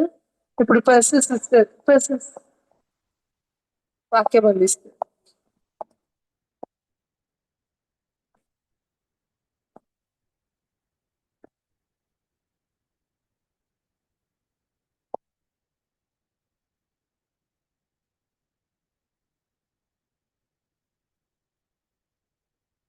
యేసుకృష్ణ అమ్మ అందరికీ వందనాలు. ఆ దేవుడు నా జీవితంలో చేసిన అన్ని మీ అందరి మధ్యలో పంచుకోవడానికి దేవుడు ఇచ్చినటువంటి కృపను బట్టి దేవుని నామానికి స్తోత్రం చెల్లిస్తున్నాను. నాకు ఈ అవకాశం ఇచ్చిన ఆంటీకి కూడా వందనాలు. యేసుక్రీస్తు నామమున అందరికీ వందనాలు తెలియజేస్తున్నాను. ఆల్రెడీ మా అక్క ఫ్యామిలీ ఇంట్రొడక్షన్ అంతా షేర్ చేసినారు కాబట్టి నేను డైరెక్ట్ గా పర్సనల్ గా వ్యక్తిగతంగా దేవుడు నన్ను ఏ విధంగా రక్షణలోకి నడిపించినారు, ఏ విధంగా తన విశ్వాసత నాలో కనపరిచినారో కొన్ని విషయాలు నేను షేర్ చేసుకుంటాను. మొదటిగా కీర్తనలు 40వ అధ్యాయము 5వ వచనం ఒకసారి చదువుతాను. కీర్తనలు 40వ అధ్యాయం 5వ వచనం. యెహోవా నా దేవా, నీవు మాడలో జరిగించిన ఆశ్చర్య క్రియలను, మాడలో నీకున్న తలంపులను బహు విస్తారములు.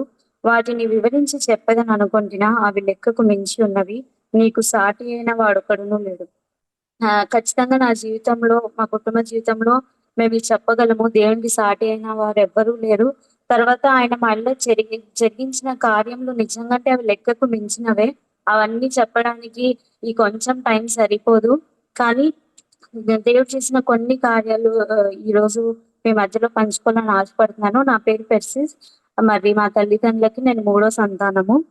సో మా అక్క చెప్పినట్లు చిన్నప్పటి నుంచి ఒక ఆత్మీయ ప్రొటెక్షన్ లో పెరగడానికి దేవుడు కృప చూపించినాడు. ఆత్మీయ వాతావరణంలో ఫ్యామిలీ ప్రేయర్స్ కానీ, సండే స్కూల్ కానీ, ఇవన్నీ ఆత్మీయ వాతావరణంలో పెరగడానికి కృప చూపించినారు. సో మేము పాపానికి అంతగా ఎక్స్పోజ్ అవ్వాల. పాపం అంటే పాపానికి దూరంగా ఉండడం చిన్నప్పటి నుంచే సండే స్కూల్లో నేర్పిస్తూ వచ్చినారు. అయితే రెగ్యులర్ గా సండే స్కూల్ కి వెళ్తున్నాను, ఫ్యామిలీ ప్రేయర్ లో అటెండ్ అవుతున్నాను, వ్యక్తిగతంగా బైబిల్ చదువుకొని ప్రార్థన చేసుకుంటున్నాను. కానీ నాకు వ్యక్తిగతంగా రక్షణ అనుభవం చాలా సంవత్సరాలు లేదనమాట. 5th క్లాస్ వరకు VBS లో నాకు ఎప్పుడు ఫస్ట్ వచ్చేది, బెస్ట్ స్టూడెంట్ అవార్డు ఇచ్చేవాళ్ళు. కానీ వాక్యాలన్నీ చెప్పేదాన్ని, కానీ వ్యక్తిగత రక్షణ అనుభవం చాలా రోజులు లేదు. అయితే 6th క్లాస్ వచ్చిన తర్వాత దేవుడు నాకు చిన్న చిన్న పాపాలు కూడా, సో క్లాస్ లో ఉన్నప్పుడు నా పేరు పర్సిస్ కాబట్టి నేను క్రిస్టియన్ అని నా నేమ్ ని బట్టి చాలా మంది ఐడెంటిఫై చేస్తున్నారు, కానీ నా ప్రవర్తన మాత్రం క్రిస్టియన్ గా ఉండేది కాదనమాట. ఎందుకంటే అందరు ఫ్రెండ్స్ తో కలిపి నేను చాలా భయంకరంగా చీట్ చేసేదాన్ని ఎగ్జామ్స్ లో. ఒక గ్యాంగ్ లాగా మేము ఉండి చీట్ చేసేవాళ్ళం అనమాట. తర్వాత చిన్న చిన్న ఇంట్లో స్టీల్ చేయడము, అబద్ధాలు చెప్పడము, డిసోబీడియన్స్, ఇలా చిన్న చిన్న పాపాలు చాలా ఉన్నాయి. కాబట్టి ఇంకా రక్షణలో నేను ఎదగలేదు అని ఖచ్చితంగా నేను అప్పుడు చెప్పగలను. అయితే సండే స్కూల్ కి వెళ్తున్నప్పుడు నాకు first Sarah aunty teacher primary స్కూల్లో ఉన్నప్పుడు ఆంటీ చిన్న చిన్నవి చెప్పేవాళ్ళు. ఇప్పుడు వాల్ మీద పోస్టర్ ఉంటుంది కదా, పోస్టర్ చూడడం తప్పని చాలా మందికి, నా ఫ్రెండ్స్ కి ఇంతవరకు కూడా తెలియదు అనమాట. అయితే చిన్నప్పుడే ఆంటీ వాల్ లో ఉన్న పోస్టర్స్, సినిమా పోస్టర్స్ ఎక్కువ ఉంటాయి కదా, అవి చూడడం కూడా తప్పు, ఎందుకంటే కంటి ద్వారా మనం పాపం చేస్తున్నామని చెప్పేవాళ్ళు. సో ఆంటీ అప్పుడు నేర్పించింది. అప్పటి నుంచి ఇప్పటి వరకు నేను ఎప్పుడు పోస్టర్స్ వైపు చూడకుండా దేవుడు నన్ను ప్రొటెక్ట్ చేస్తూ వచ్చారనమాట. తర్వాత చీటింగ్ అనేది చెప్పాను కదా, నా జీవితంలో ఎక్కువ ఉన్న పాపం ఇదే అనమాట. 5th 6th స్టాండర్డ్స్ లో. సో ఎలా నాకు చిన్నప్పుడు డ్రాయింగ్ చేయడం కొంచెం టైం పట్టేది. ఎంత చీట్ చేసేదానంటే ఎగ్జామినేషన్ హాల్లోనే నా ఫ్రెండ్స్ కి పేపర్ ఇచ్చి డ్రా చేసి ఇవ్వమని చెప్పేదాన్ని. అయితే ఆంటీ ఇట్లా సండే స్కూల్‌లో చెప్తున్నప్పుడు దేవుడు నన్ను గద్దించడం ప్రారంభించాడు. ఇది నీలో పాపం ఉంది తీసివేయమని. సో నేను చీట్ చేసేటప్పుడు నాకు ఈ గ్యాంగ్ ఆఫ్ ఫ్రెండ్స్ ఉండేవాళ్ళు. నా ముందు వాళ్ళు, వెనకాల వాళ్ళు కాపీ కొట్టేవాళ్ళు. అయితే సిక్స్త్ క్లాస్ వచ్చినప్పుడు సడెన్‌గా దేవుడు నాతో మాట్లాడినప్పుడు నేను ఇంకా పాపంని విడిచిపెట్టాలని డిసైడ్ అయ్యాను. అయితే నాకు చాలా కష్టంగా ఉండింది. సడెన్‌గా నేను చీట్ చేయడం ఆపేసాననమాట. ఆపేసినప్పుడు ఫ్రెండ్స్ అడుగుతారు కదా! ఎందుకని. సో ఆ వయసులో నాకు సరిగ్గా వాళ్ళకి చెప్పడం తెలియలేదు కానీ అది చెయ్యడం తప్పు అంటే నువ్వు ఇక్కడ చేస్తావు కదా ఇంట్లో ఎవరికి తెలియదు అని చెప్పారు. లేదు మా మమ్మీ ప్రేయర్ చేస్తది. నేను చేస్తే కూడా దేవుడు బయటపడతాడు కాబట్టి నేను అది చెయ్యను అని చెప్పాను. సో ఆ పాపంలో నుంచి దేవుడు బయటికి రావడానికి కృప చూపించాడు. సో నేను ఎప్పుడైతే చీట్ చేసినానో దేవుడు అంతవరకు నన్ను టాప్ 10 లో ఉంచినాడు. అయితే చీట్ చేయడం స్టాప్ చేసిన తర్వాత దేవుడు నన్ను ఇంకా హెచ్చించడం మొదలు పెట్టినమాట. టాప్ 10 నుంచి టాప్ 5 లోకి తీసుకొచ్చినాడు. అంటే యెహోవా యందు భయభక్తులు కలిగి ఉంటే ఏంటంటే చెడుతనంను విసర్జించుకుంటా అని దేవుడు నాకు నేర్పిస్తూ వచ్చాడనమాట. ఇంకొకటి నేను నేర్చుకున్నది ఏంటంటే మనం ఈ లోకంలో పాపంలో బతికినప్పుడు మనకు చాలా మంది స్నేహితులు ఉంటారు. కానీ ఎప్పుడైతే దేవుని వైపు మనం వెళ్తూ ఉంటామో నాకున్న గ్యాంగ్ ఆఫ్ ఫ్రెండ్స్ అందరూ నా నుంచి దూరం అయిపోతూ వచ్చినారనమాట. అప్పటి నుంచి నేను చాలా ఒంటరిగా అయిపోయినాను. కానీ దేవుని కృపను బట్టి నా పిహెచ్‌డి ఫైనల్ ఇయర్ వరకు కూడా ఎప్పుడు కూడా నేను చీట్ చేయలేదని దేవుని సన్నిధానంలో ధైర్యంగా నేను చెప్పగలను. దేవుడు ఆ కృపను అనుగ్రహించినారు.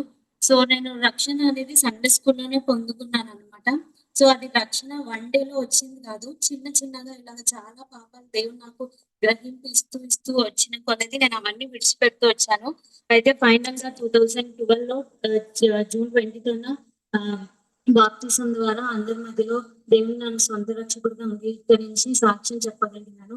సో రక్షింపబడిన తర్వాత దేవుడు ఇంకా బాప్తిసం తీసుకున్న తర్వాత దేవుడు ఇంకా ఆత్మీయ జీవితం పట్ల నాకు చాలా శ్రద్ధనిచ్చాడనమాట. ఆహ్, అది మొదటి ప్రేమలాగా ఉండింది. ఎందుకంటే వాక్యం మీద బాగా ఎక్కువ ప్రేమ ఉండేది. సో 12థ్ స్టాండర్డ్ అయిపోయిన తర్వాత కొంచెం 2, 3 మంత్స్ నేను ఇంట్లో ఉన్నాను. మా మమ్మీ ఎప్పుడు క్విజ్‌కి ప్రిపేర్ అవుతూ ఇంటికి చాలా బుక్స్ తెప్పిస్తారు డాడీ. క్విజ్‌కి ప్రిపేర్ అవుతూ రాస్తూ ఉండేవాళ్ళు. సో నన్ను కూడా క్వెషన్‌కి ఆన్సర్ వెతుక్కో అని చెప్పేవారు. అలా బైబిల్ చదవడం అలవాటయ్యి ఇంకా వాక్యం మీద ఎక్కువ ప్రేమ వచ్చి క్విజ్‌కు మాత్రమే కాకుండా వాక్యాన్ని ఎక్కువగా చదివేదాన్నమాట. వాక్యం ఎక్కువ చదువుతున్నా. అయితే నేను ఈ 12థ్ స్టాండర్డ్ తర్వాత ఒక 1 మంత్ 45 డేస్ షార్ట్ టర్మ్ కోచింగ్‌కెళ్ళాను. అయితే అక్కడ దేవుడు నాకు ఒక ఆత్మీయ స్నేహితురాలినిచ్చాడు. సో నాకు అప్పటి వరకు ప్రేయర్ తెలుసు, వాక్యం తెలుసు. కానీ ఫాస్టింగ్ ప్రేయర్ అనే అనుభవం నాకు లేదు. సో తన ద్వారా ఫాస్టింగ్ ప్రేయర్ యొక్క ప్రాముఖ్యతని ఐజైయా 58 నుంచి నాకు నేర్పిస్తూ వచ్చింది. సో అప్పటినుంచి ఫాస్టింగ్ ప్రేయర్ నేర్చుకోగలిగాను. అయితే ఏమైందంటే తను నన్ను బాప్తిజం తీసుకోవడానికి కూడా చాలా బలపరిచింది. అయితే ఆహ్, దినాలు జరుగుతున్న కొలది చిన్నగా నేను దేవునికి ఇవ్వవలసిన మొదటి స్థానాన్ని విడిచిపెట్టి నా ఫ్రెండ్‌ని ఎక్కువగా ప్రేమించడం స్టార్ట్ చేశానన్నమాట.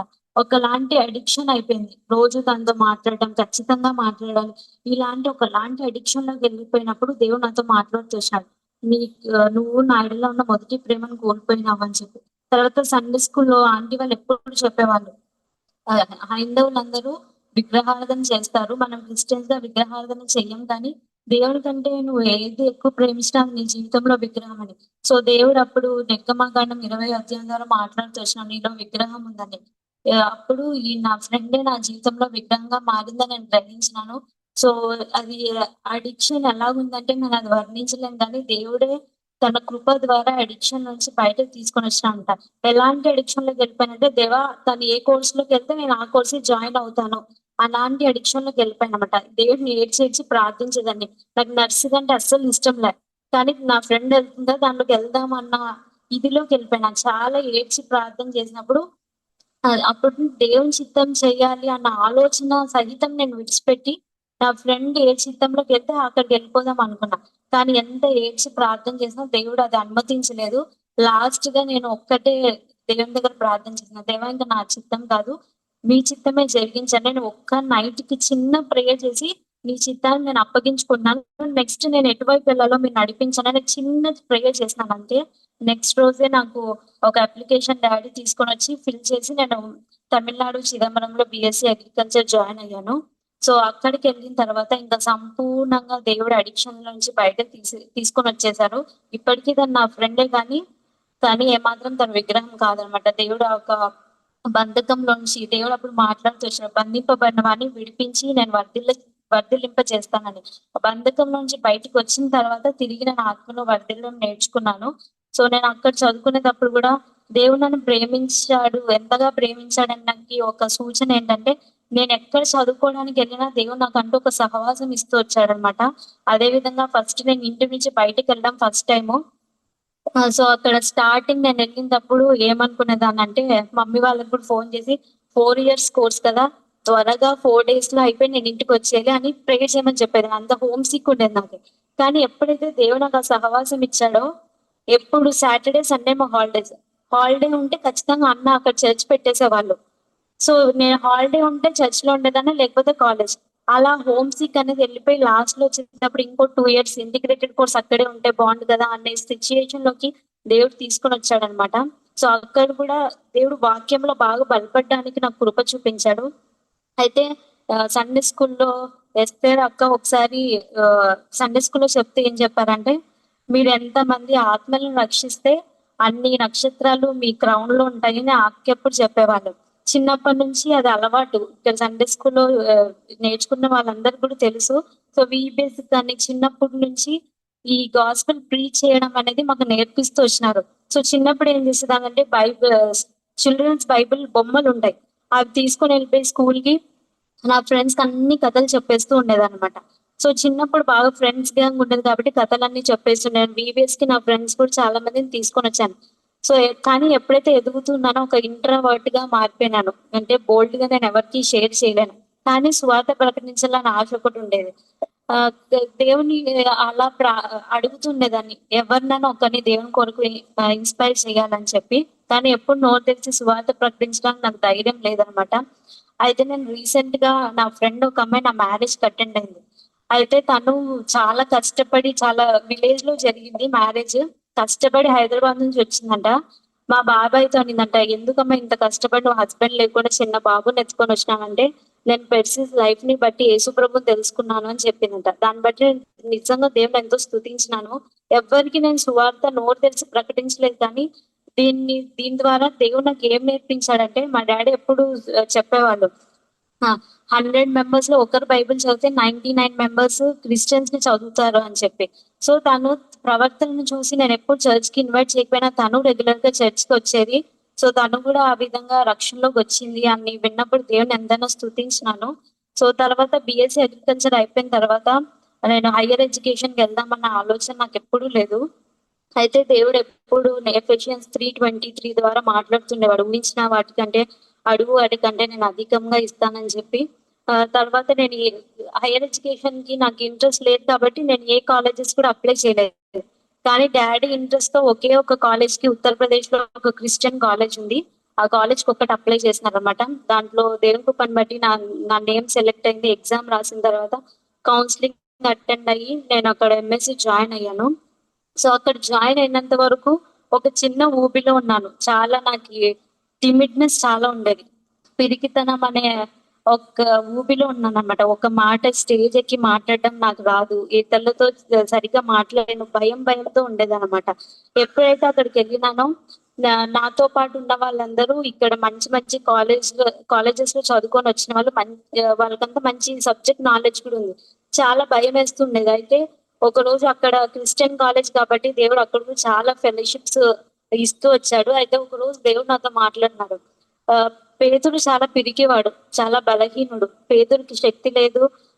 చాలా తడబడుతూ ఉంటాడు. కానీ ఎప్పుడైతే పేతురు యేసు ప్రభుతో జతకట్టినాడో, పేతురు గొప్ప కార్యాలు చేయగలిగినాడని దేవుడు ఆ ఒక్క ఇన్సిడెంట్ ద్వారా నాతో మాట్లాడుతూ వచ్చాడు. నిజమే ప్రభా! నేను కూడా పిరికిదాన్ని, భయస్తురాలిని. కానీ మీరు నాతో ఉంటే నేను మీ కొరకు జీవించగలను అని చెప్పి అప్పటినుంచి నేను దేవుడిని ప్రార్థన చేస్తూ వచ్చాను. అప్పుడైతే దేవుడు నాకు ఒక వాగ్దానం చేసినాడు. కొరింథీయులకు రాసిన మొదటి పత్రిక మొదటి అధ్యాయము 27వ వచనం. కొరింథీయులకు రాసిన మొదటి పత్రిక మొదటి అధ్యాయం 27వ వచనం. ఏ శరీరియు దేవుని ఎదుట అతిశయింపకుండునట్లు జ్ఞానులను సిగ్గుపరచుటకు లోకములో నుండి వేరే వారిని దేవుడు ఏర్పరచుకొని ఉన్నాడు. బలవంతులైన వారిని సిగ్గుపరచుటకు లోకంలో బలహీనులైన వారిని దేవుడు ఏర్పరచుకొని ఉన్నాడు. ఎన్నికైన వారిని వ్యర్థము చేయుటకు లోకంలో నీచులైన వారిని, తృణీకరింపబడిన వారిని, ఎన్నిక లేని వారిని దేవుడు ఏర్పరచుకొని ఉన్నాడు. దేవుడు ఈ వాక్యం ద్వారా నన్ను ఎంతగానో బలపరుస్తూ వచ్చినారనమాట. ఎందుకంటే నాతో ఉన్న వాళ్ళందరూ మంచి టాలెంటెడ్, మంచి నాలెడ్జ్ ఉంది. వాళ్ళందరికీ ఫస్ట్ వస్తే దేవు వాళ్ళలాగా నాకు టాలెంట్ ఉండి నేను ఫస్ట్ ప్లేస్ లో ఉన్నాను. దీనికి టాలెంట్ ఉంది కాబట్టి టాపర్ వచ్చింది అని అనుకుంటారు. కానీ నేను బలహీనాన్ని ఎన్నికలేని దాని దేవా. అప్పుడు దేవుడు నాతో మాట్లాడుతూ వచ్చినాడు.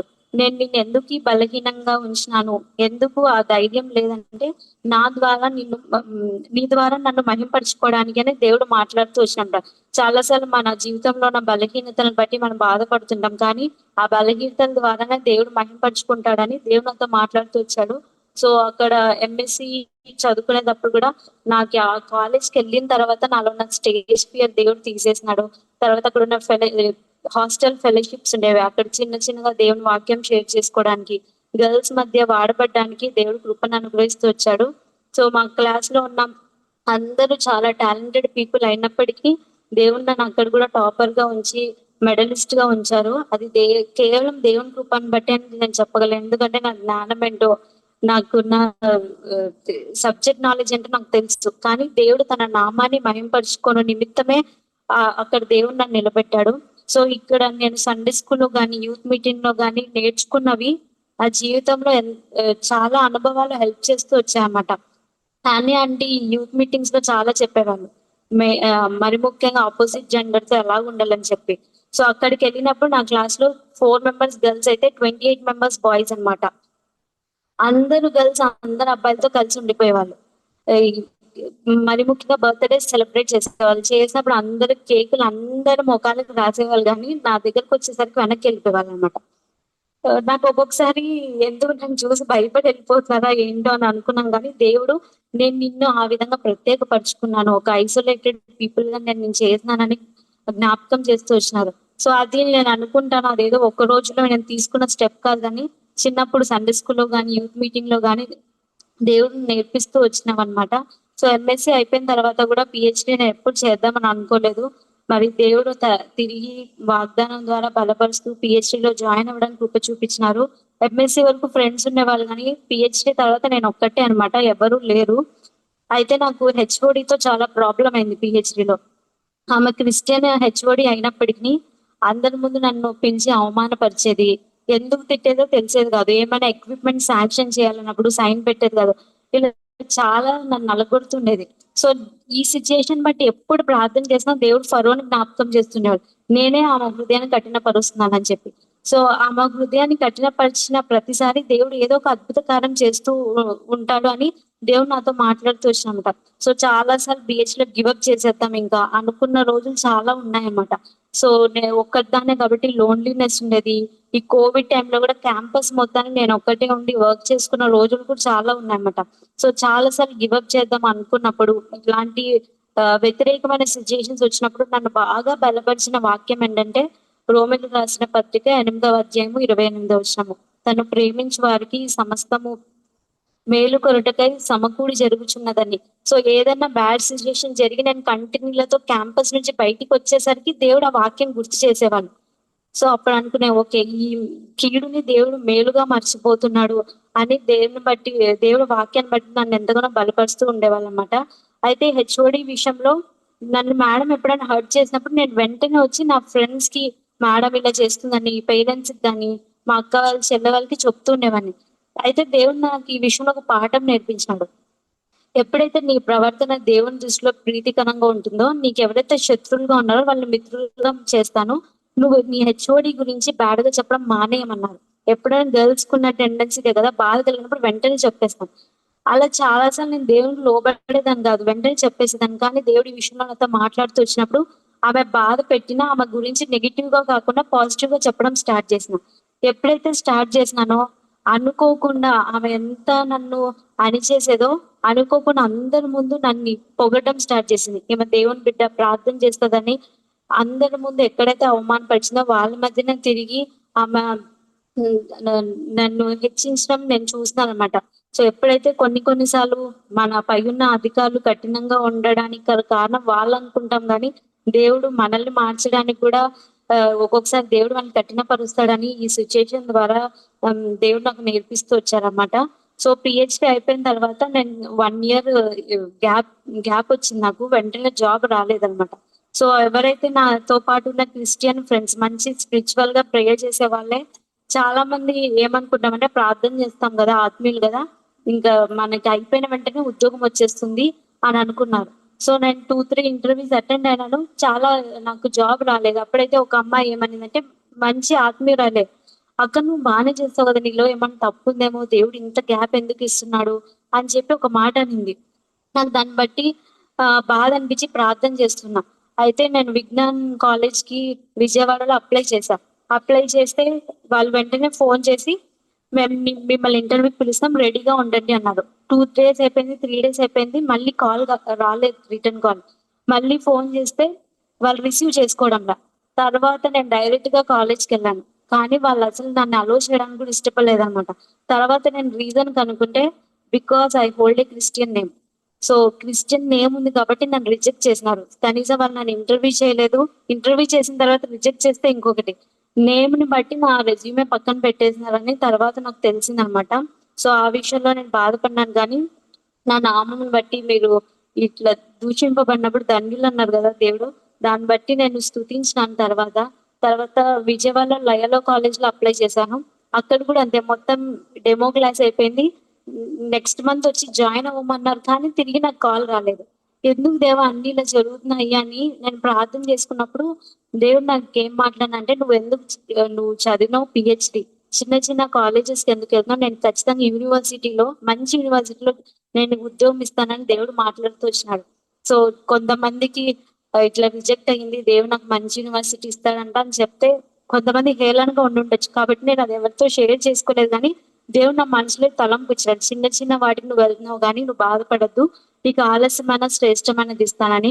సో నేను లింక్డ్ఇన్ లో చూసి గుజరాత్ లో ఒక వేకెన్సీ పడింది అనమాట.